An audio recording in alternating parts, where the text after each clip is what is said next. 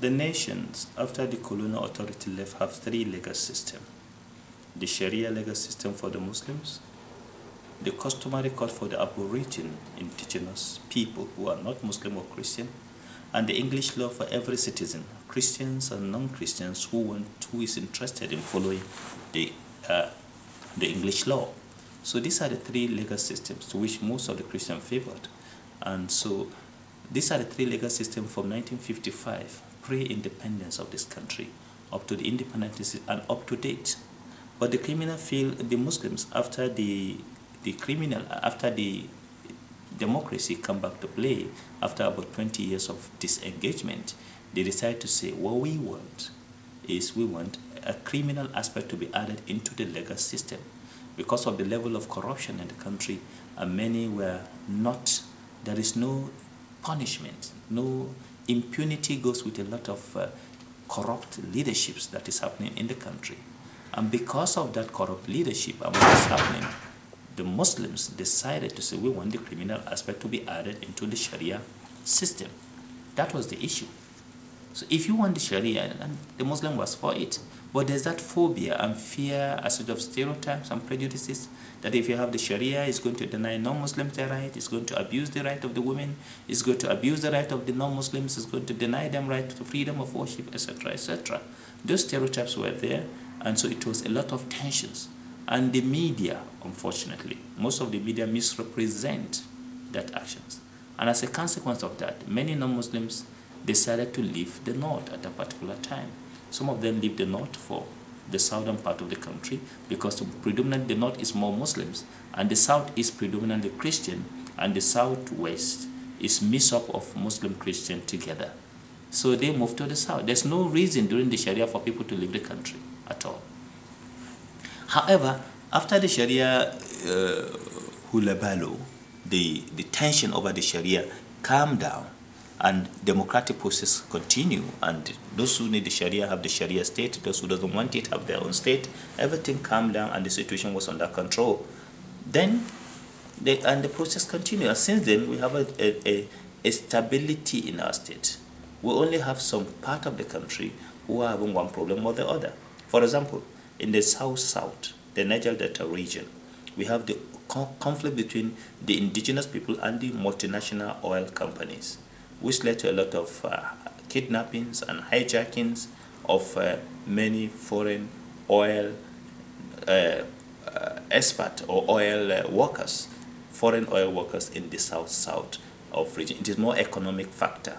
And in the north, there are a lot of factors, a lot of conflict, which are based on issue of identity, indigenization, indigenous citizen of the country. And you can see that in the south, some part of southwest, and in the south, in the middle belt, where the middle belt of Nigeria, of the northern part of the country, you have this indigenous conflict going on day in, day out. And you can see that in Kaduna, in Plateau, in Bauchi, which is more, and the reprisal attack happened in Kano or in the southeast of Nigeria. We have these challenges in that particular part. Further to that, which has happened, and we know the democracy has come in, and the fallout of post-election violence has taken its place. So the country, however, there's stability of governance, there is no civil war, there is no threat to one person or the other. However, even though we're the 5th or the 6th largest oil-producing economy, 70% of Nigerians still live under $1 per day. And this influenced the idea of brain drain, where many Nigerians have to look for a better job somewhere out of the country. So many Nigerians, professional, skilled Nigerians, were leaving Nigeria for Europe, they are leaving Nigeria for America, they are leaving Nigeria even for Asia, in the name of brain drain. And that is a very negative consequences, because the federal government have failed to meet the basic need of average Nigerians. But they live on their own, not driven out of the country in the name of violence or destruction or sort of a civil war. We don't have that in the country. So these are some of the reasons. It is the economic factor, the economic prosperity. What had happened to the Irish some years back that made many Irish to move into America? What happened to many Britain to went all over the world in search of treasure? what make other people in different parts of the world to move out of the economic factor was the driving force for many Nigerians to leave the country. Can you describe criminality in Nigeria?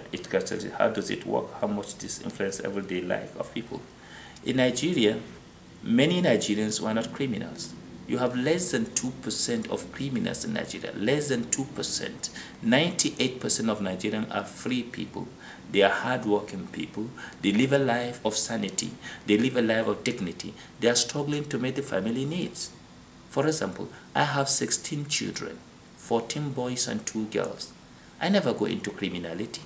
I was doing everything to make my family needs, because I need to pay my children's school fees. I need to do everything to make my life comfortable for my children. And I know many average Nigerians have 3, 4 children. Average 4 children. And the Muslim home, average is 6 children in the Muslim's family. Whereas in non-Muslim family, average is 3, 2, 3, 4 children. So if you put that in the average, and the challenge of the economic factor, still Nigerians are working hard, because majority of Nigerians are not within the civil service, are not government paid. They work on their own private as artisans, as other professional skills workers. And you can see the real challenge of that up to today, there are many universities, private universities opening up in Nigeria. Many investments are coming out of the play, and many Nigerians are looking into taking their own destiny in their own hands. So there are about 2% of these young Nigerians who are then, so these are and which have little factor.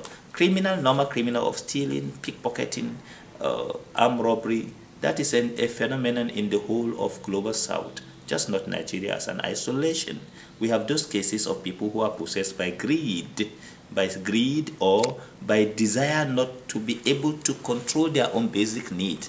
They don't know how to get to their own need, so I feel the best way is let me snap it away, because I couldn't illegally get in that. And we have those things all over the world where people could do that, either in the name of syndicate gangs, in the name of 419. When I say 419, I mean syndicate who dupe people of their hard-earned resources, or those who commit a lot of atrocity or intimidate others to take what they have. That is a global phenomenon among all human beings.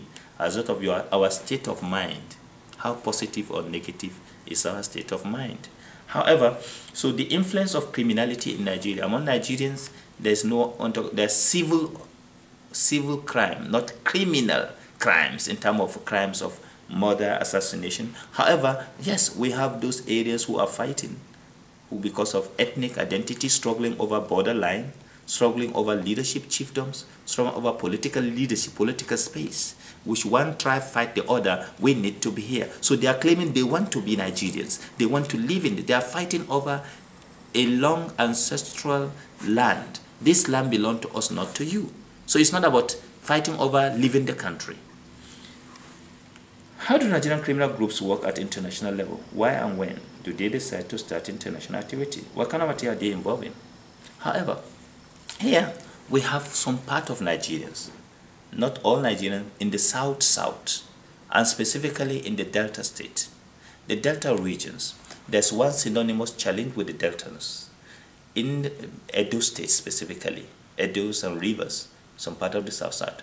Most of their daughters, they love flying abroad. They love going into abroad. And in going to abroad, they love criminal prostitutions. They engage in prostitutional businesses. We have professional trade links into Italy of people from Edo and Delta state, the southern state, south specifically, / southeast. These are non-Muslims. Majority of them are Christian environment, but they are more into prostitutions, into drug addictions. If you like, drug dealers in drug dealings, dealers in prostitutions, they come from this part of Nigeria, the South, which is the oil region that have been bastardized by the oil companies without giving back something into that community. So most of them were frustrated. Their sea, their rivers, its flow is damaged, everything is gone. Although they have the oils of the country, and the federal government induced so much about that region. They give the 13% of the federal derogations, resources from oil. They open a ministry for Niger Delta region specifically in order to revive and regenerate the land that was seriously exploited by the multinational oil companies. All that thing is going on, and a chunk of their children were taken abroad for studies. But some before this decision by this present democratic administration, most of them have chosen to go to Italy. It's like in every household, you need to have your child abroad.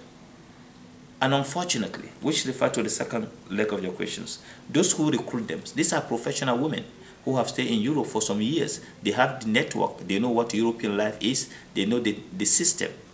And they can play with the system. They employ these children to come on a visit, either as a tourist visit or to come as a family visit. And when they come in, they block them.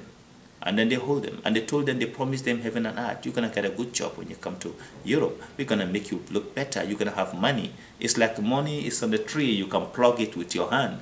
This is stereotypes and perception they give to people.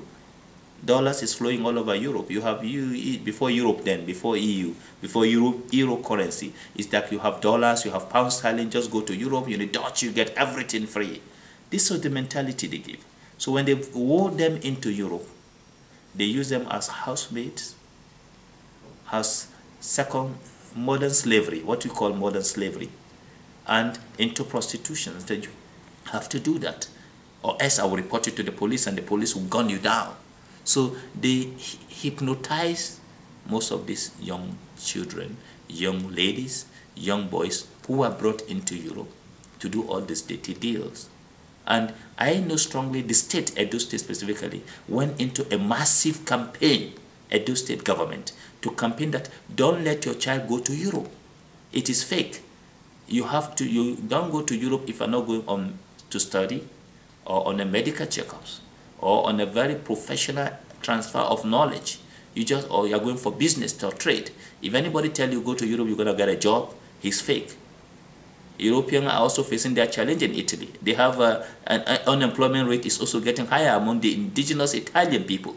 So they need that. They have enough for themselves. They don't have enough to give to themselves. Talk less of giving you. Stay at home, do your best at home, and do the best you can. I think these are some of the challenges that the country has given and the European has given to them specifically. I feel this is one challenge. The second aspect of that, which is a very important aspect. Leave the room.